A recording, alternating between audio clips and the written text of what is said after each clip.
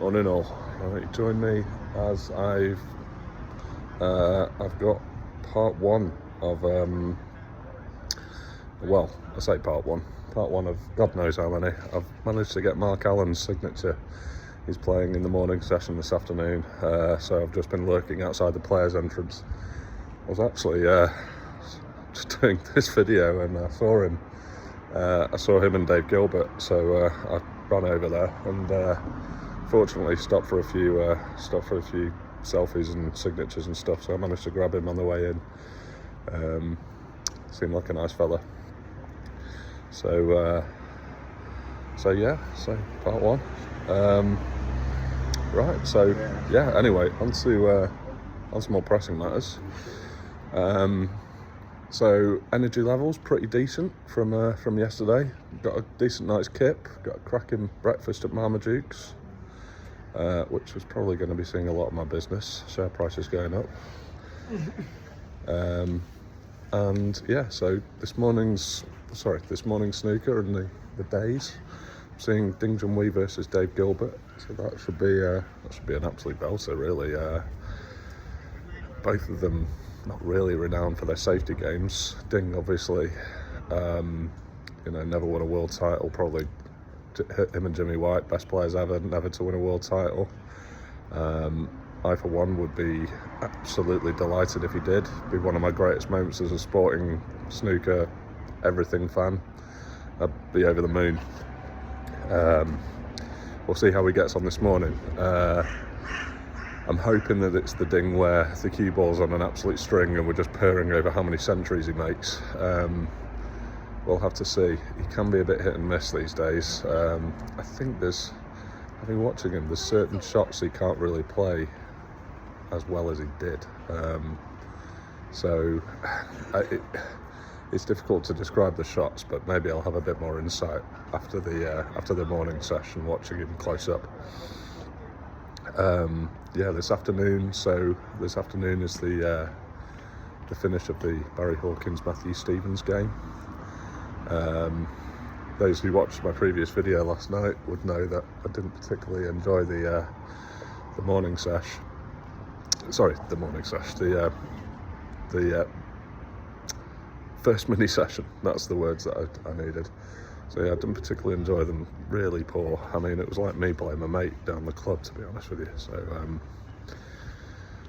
Hawkins is now 7-2 up, so I feel like he's going to get that done pretty comfortably. 10-4, 10-5 at a guess. We'll have to see. I mean, I could be completely wrong. Could be in for an absolute epic this afternoon. But to be honest, I'm hoping for a few hours more in between sessions. Just a bit more chill out. So we got that, and then in the evening we're watching Zhao Yulong versus Zhao Guidong. Zhao Guidong is 5-4 up, and frankly, like when I saw that one before the draw, I felt like that had 10-9 written all over it. Those two quality players probably know each other's games inside out. I think they're both based in Sheffield, but I'm not 100% sure on that. But yeah, I mean, they're both going to be very well acquainted with each other, I think. And yeah, it's going to be really, really tricky to predict a winner of that. I think maybe Zhao Guidong's experience will see him through, but very, very tricky to call. So yeah, that's today's. I think Mark Allen is playing Zhang. He's finishing his. It's the second session of that game. Zhang Ander's 5-3 up. So that's finishing on the other table this morning. So it'll be interesting to see what happens there. I think John Higgins plays Ali Carter this afternoon on the other table. So again, just have to keep tabs on that and see how that's going. Frankly, I've not really delved into which tickets I'm going to and which days I'm seeing. I'm kind of leaving it to seeing sort of what I'm doing on a day-by-day basis. If I looked too far ahead, it'd be very difficult to sort of keep track. And tonight is the end of Matt Williams and Anthony Kowalski that I saw the first session of yesterday. feel like Williams has done a bit of a number on him there. I think he's going to wrap that up reasonably convincingly. And in terms of the Higgins-Carter game, I mean, both season match players, could be a tight one. Depends what John Higgins turns up. If the John Higgins of, you know, winning tournaments turns up, Ali Carter's got problems. But yeah, if Higgins dips below, you can see that Carter basically always plays at the same level pretty much. He never really sort of plays that poorly. So yeah, be interesting to see what sort of scoreline we're faced with after that. Yeah, so that's the morning sesh. Hopefully I'll have a bit of time this afternoon to get involved in speaking about why I'm doing these videos. I alluded to that yesterday. Yeah, I'll probably need about a 5-minute segment to talk about that. And yeah, wish me luck today on the energy level on the food front. And I'll see you in between the morning and afternoon sessions, hopefully for a bit of lunch. Over and out.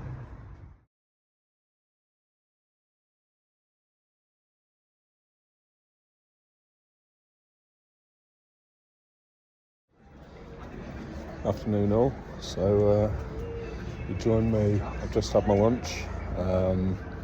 Still not on the healthy train. At a Burger King, so stuff's going to have to change. I'm going to have to think of a way around this dodgy food scenario in between sessions, otherwise by day like 4 or 5 I'm going to crash. But we'll come back to that. So saw Ding Junhui versus David Gilbert this morning. Both players I like, as I mentioned earlier. Ding Junhui, absolute masterclass in the balls. Didn't put a foot wrong in the balls. Played some good safety as well, and crucially his long game was in very fine order. I'm not sure what the percentages were, but he hit a good amount of his long shots, and that's been an Achilles heel for the past few years. Gilbert really didn't do that much wrong. I actually thought he played quite a solid, if unspectacular session. It's just every time he got to the table with a chance, it was awkward, it was tricky, there was always something to negotiate.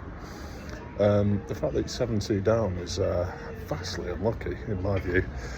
You know, I did actually see him yesterday in the Winter Gardens, not that I said anything, but I saw him just walk past, and honestly, if I see him again, if I have the chance to have a quick word with him, I will say how desperately unlucky he is. And it's going to take a pretty astonishing turn of events to turn that one around. 7-2s don't get turned around that often in a race to 10, so have to see what happens there. This afternoon, Barry Hawkins, Matthew Stevens. I'm just hoping for it to start how it ended last night, with at least Barry playing well. You know, Matthew Stevens was poor by his standards. So he's going to have to massively raise his game, but again, 7-2 down, so it's just what I was talking about. In a race to 10 against these players, very, very tricky. I'll be mind blown if Stevens comes back. In fact, it will absolutely floor me. So yeah, we'll see what happens with that. On the other side, it's John Higgins, Ali Carter, so I actually, if it goes to form, I think I expect to see at least some of the Higgins-Carter game if the divider comes up. So we'll see what happens there. Yeah, that could be the tie of the first round, Higgins-Carter. I mean, obviously, bags oodles of experience between the two. Could be a 10-8, 10-9 written all over it. And then tonight, Zhao Yulong, Zhao Dong. And on the other side, Mark Williams against Antonin Kowalski. So yeah, plenty to look forward to. So I said I'd get into the reasons why I'm doing this, other than the fact that I'm an absolutely massive snooker fan. Essentially, I've always wanted to go to every session at one of the Worlds. And last year, I was worried that it was going to leave the Crucible, frankly. So I kind of thought, well, I have to do it quick and probably in the next 2 years, because I think the chances are it's going to move. As far as I could see, all logical sense, sort of lends itself to the move. I mean, the thing with the Crucible is it's obviously it's not really built on logic. It's built on a great arena for its time and the history and the lustre of the place, and the fact that every living legend that's played snooker has done the business there. So the decision to stay is not based on logic, in my opinion. Even adding the 500 seats that they're going to add, it's small fry in comparison to what they could get. But it seems as if the cultural pull of the city as well is a big factor. So yeah, back to me anyway. So I basically pitched the idea to my wife and said, look, it's going to leave in 2 years. Who knows how obsessed with snooker I am? It's going to leave in 2 years. If I don't do it now, I never will. And lo and behold, 3 weeks ago, just before I start on this madness, we get the announcement that it's staying, which I was delighted about, obviously. And my wife just said, she just said, oh, you don't need to go now. I was like, well, I've already paid for the tickets, so I kind of do. She was just joking, but I think most of my colleagues and friends think I'm bordering on insane for doing this, other than the lads on the snooker team, who obviously are all very jealous, but that's a very small percentage of people that have asked me what I'm doing with my leave and work this week, and I've answered them by saying, well, I'm going to Sheffield for 2 weeks and watching men in a dark room hit balls about, middle-aged men at that. You could interpret that as something else, but we won't go there anyway. But that's kind of the pull of it. Always been a massive snooker fan. I've been into it ever since I was a kid. I play a lot as well, play on a team for a load of great lads. My highest break is 57 in a match, and I've recently, at the end of last year, I hit 103 in lineups in practice, which I was absolutely delighted about for obvious reasons. Hitting your first century in anything is pretty special, something I'll remember. So yeah, that's kind of the pull of it. Update on signature watch as well. I actually got off my arse this morning, managed to get a few. We've got Mark Allen, we've got Zangander, and we've got the big one, Ding Junhui, probably my favourite player currently playing. I still want to get Steve Davis. He's like the unicorn at the moment that I can't get, but I've had 2 opportunities in a day, so I think it's likely that I will get Davis at some point. But the 2 opportunities where I saw him in the same breakfast place that I was. I mean, he was queuing up for breakfast. I really didn't want to sort of bother him. He was just sat down in the corner. Could quite easily have got it, really, looking back. But and the second was he threw a free show. He's like a DJ on the side, so he threw a free show last night, about a 2-minute walk away from my accommodation. And I thought, I'll go to the bar after the Hawkins-Stevens session and just see if it's quiet. I'll bring my case from my accommodation and see if I could get a signature. But it was absolutely rammo. There was about 300 people there, all going crazy for him. And to be honest with you, he looked less like he was interested in snooker at that point than he probably ever has. He completely immersed in the songs that he was playing. It was bedlam in there, frankly, and I'm too old for bedlam on a Saturday night in a bar, so I just left. So yeah, we'll see what happens on the Davis front. I'm sure I'll get him at some point, but yeah. Anyway, I'm gonna go in again. So as I say, I am seeing Hawkins-Stevens this afternoon. So it might be an early finish, but we'll see. And I'll check in with you this evening. Over and out.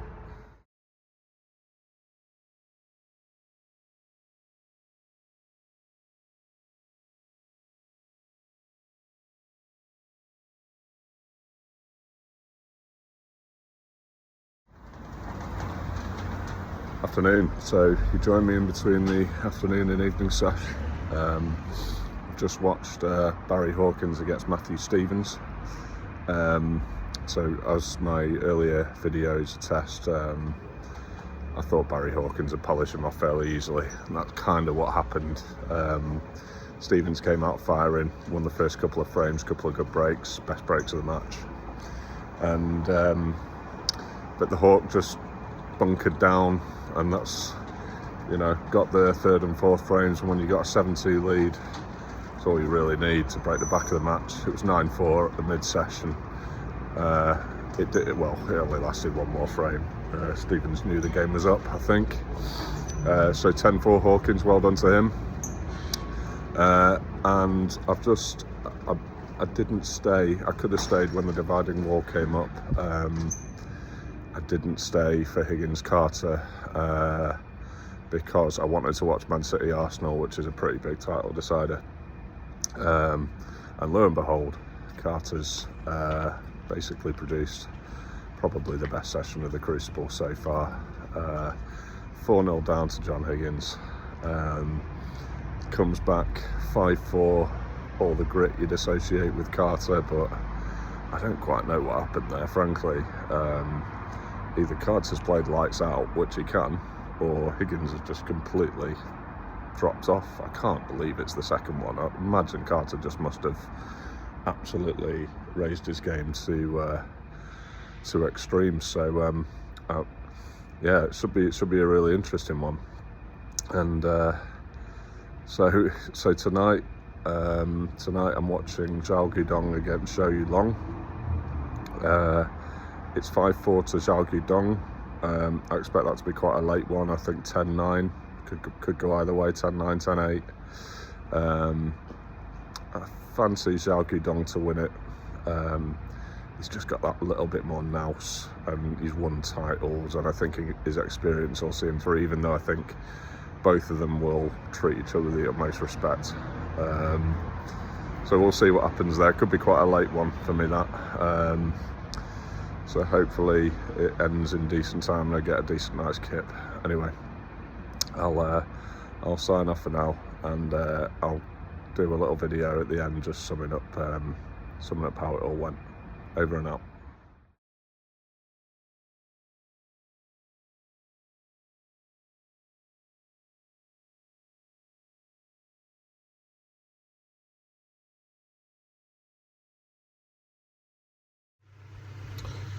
Evening all.